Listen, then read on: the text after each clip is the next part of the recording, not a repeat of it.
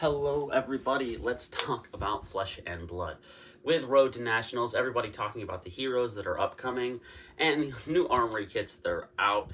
Let's talk something a little different. Specifically, what I want to talk about is Commoner.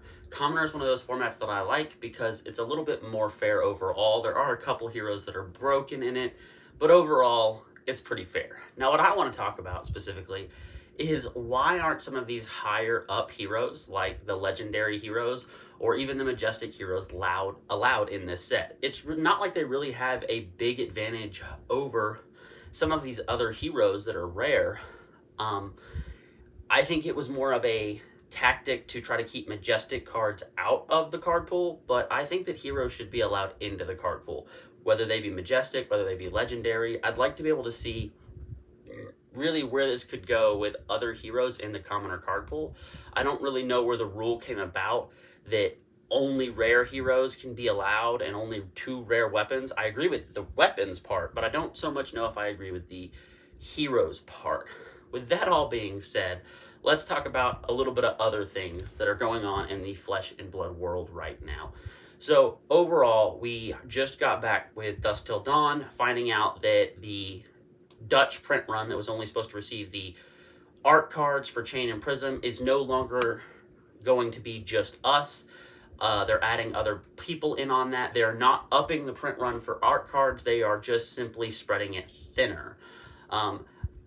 Everyone was up in arms that they were doing this originally, and then everyone wasn't. But here's how I feel about it. I really feel like it was something that we should have got to a certain degree because we didn't get any of the Marvel full arts of the original heroes in the US. Those were put in other places. Those were not given to us. We have had some custom things, only really because the game was printed here first, but they have printed other things in other countries and given them other things that we haven't seen or had access to. So as much as I understand a lot of people were like, this isn't fair, this isn't right, it kind of was a balancing of the acts and scales to what other people got that we didn't get in our own language when the cards were printed. Like, the full arts got printed of the original heroes and Marvel arts in other languages, but we in the US didn't get any of those. They didn't like say, okay, we're going to print some for the US to have too because people want those cards. But all of a sudden, the one thing that we were supposed to get kind of to the Dutch print run and just to the Dutch print run, all of a sudden got so much criticism for only being in the Dutch print run that it got extended out to other things. But yet we have seen cards that haven't gotten put in the US that are only in other places.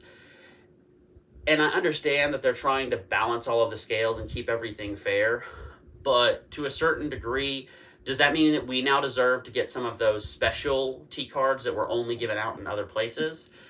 And that's really where it goes to, like, where is fair and where is it not?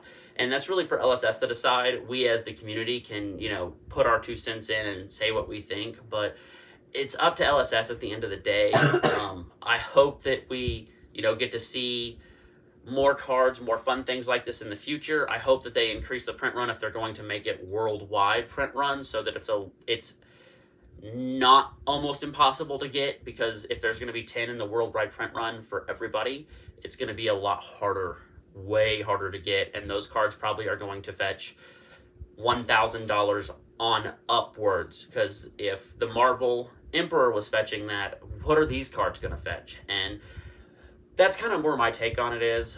I hope you guys have a fabulous day, and I will catch you on the flip side.